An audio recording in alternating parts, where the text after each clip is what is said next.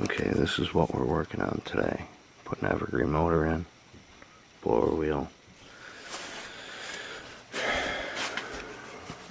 and a Goodman furnace. And this is 2-stage, so we're going to have to set it up a little different. I'm going to have to take one stage off the gas valve to bump the motor speed up. But I'll kind of take you through some of it. Okay, this Evergreen motor can be set up for,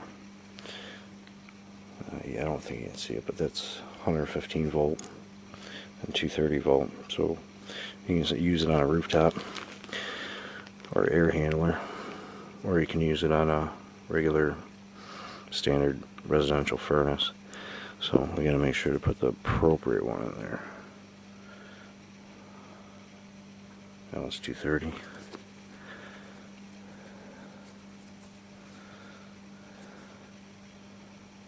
And it's not focusing, but this is 110. So you put that one in right there. Right there. So you just slide this in there. Just like so.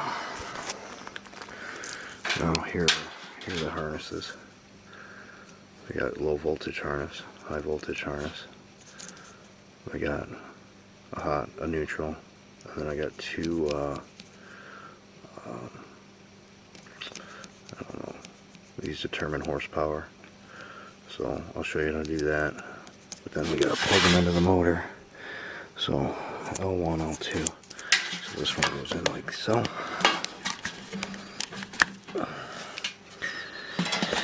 And it's 5, so where's 5 here? They only go in one way. 5's right there, so it's gonna go in there.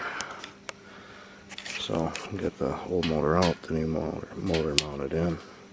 Sometimes you'll have to use a belly band if it doesn't, like say, get a torsion flex motor. But I got lucky on this one, and this one has a regular belly band. So let me get this back in and we'll wire it up. Okay, so we got the motor in, got the new wheel in there. And what we're going to do, there's high voltage, so there's my neutral. And what I'll do here is I'll take my line, and this has got a little jumper on it right there. So I'll put that on there.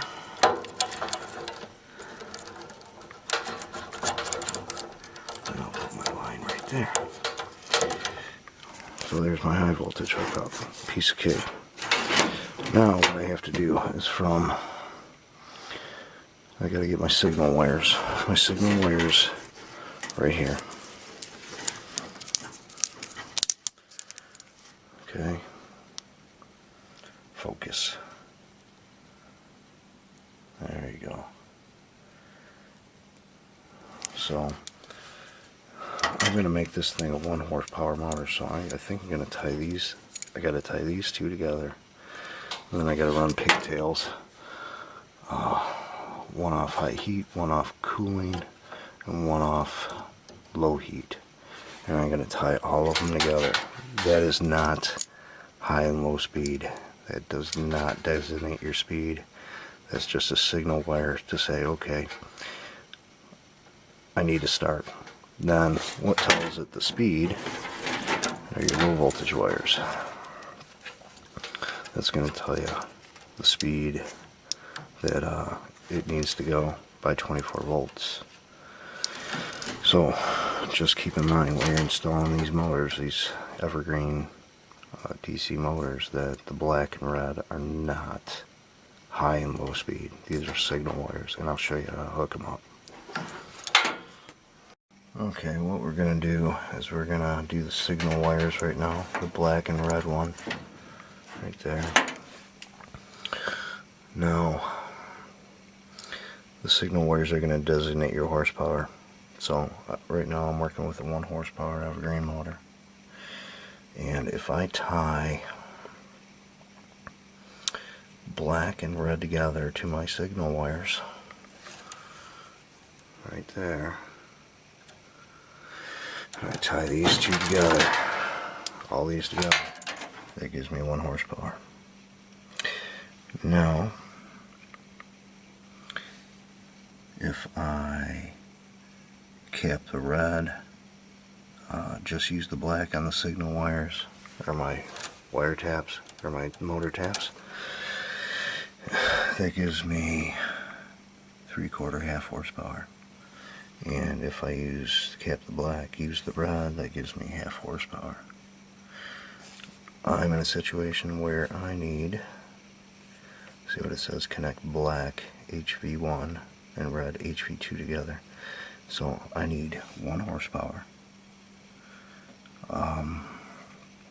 So I'm going to connect those two together and connect all my motor taps all in one big wire nut.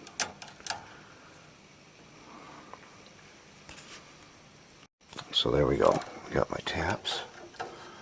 I got high heat, cooling, low heat. Okay. All tied into my signal wires. They are signal wires, they are not speed wires. So what we'll do next is we'll hook our speed wires up to our low voltage. Blue is common, yellow is high, and I can't remember what the other ones are. Let's see. Let's see.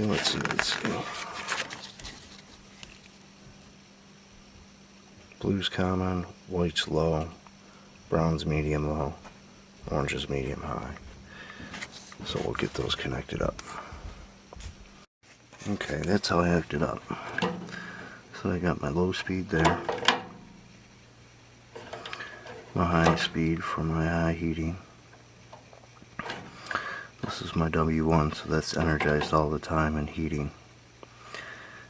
Because the reason why I had to put the relay in there, because I don't have a W2 terminal. Even if I did have a W2 terminal, it still wouldn't energize.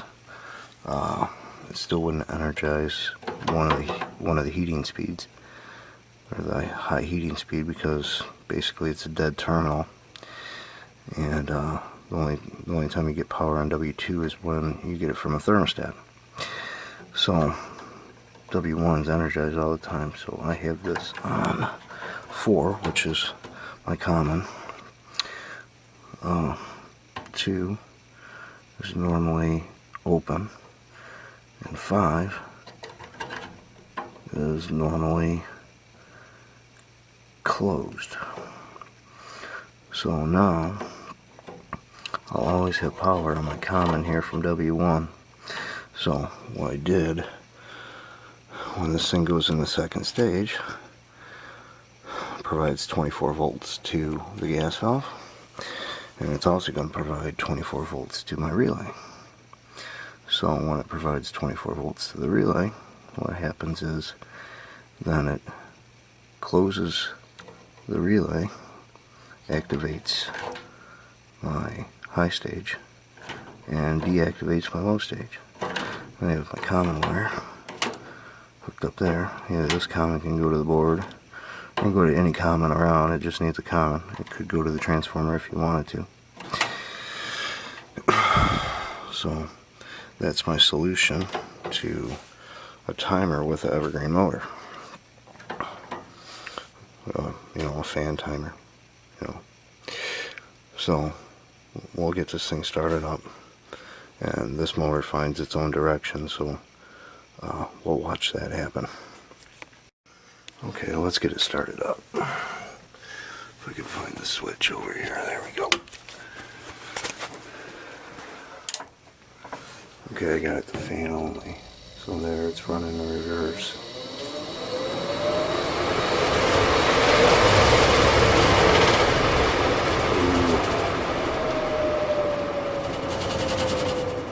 That's not good. Brand new blower wheel's out of balance. But, yeah.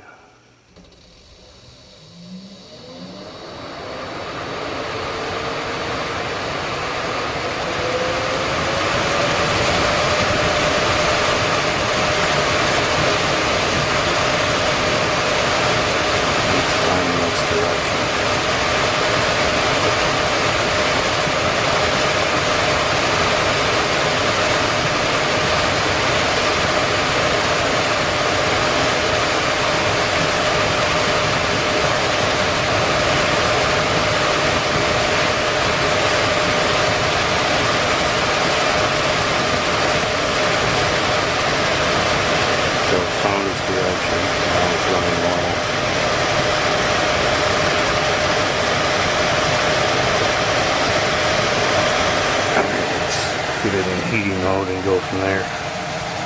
So now we've got a call for heat, so it's ramping up the motor. So I'm at heating speed now.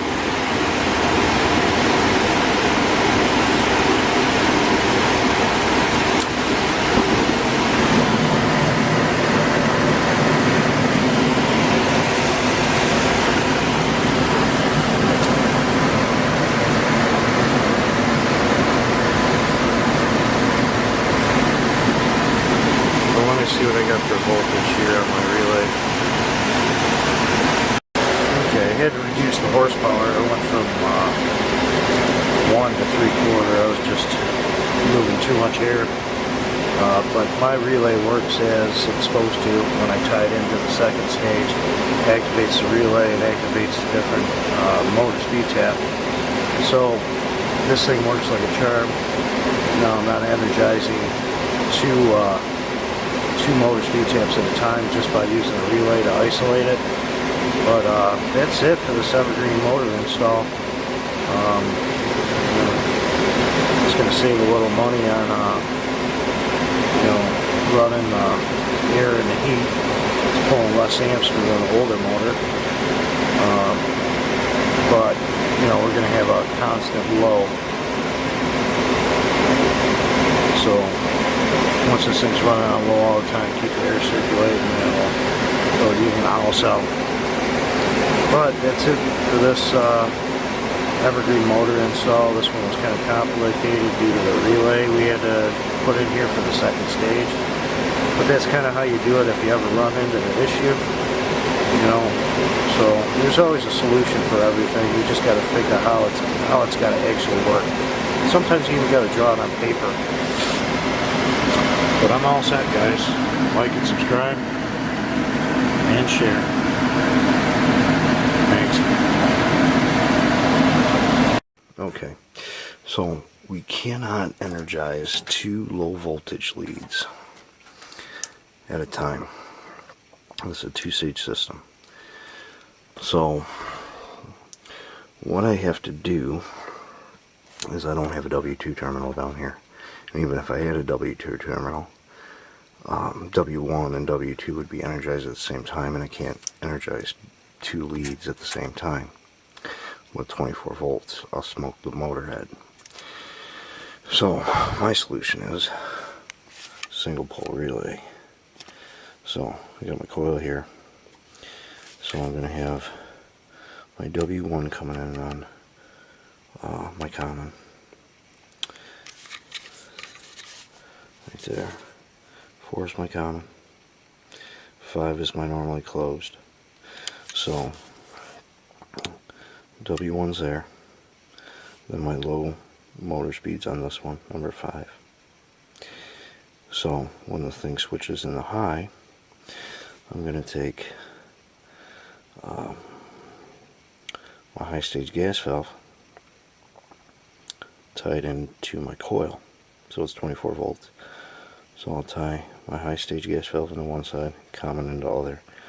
When this actually closes, this contact between 4 and 5 opens, and then closes between 2 and 4. So I'm not energizing the motor leads at the same time. That's how I'm going to isolate it. A little more complicated with a 2-stage that doesn't have all the bells and whistles, so you got to make it work the way you want to, and relays are a perfect answer to that. So it's a little complicated in wiring, so I'll show you how it goes together.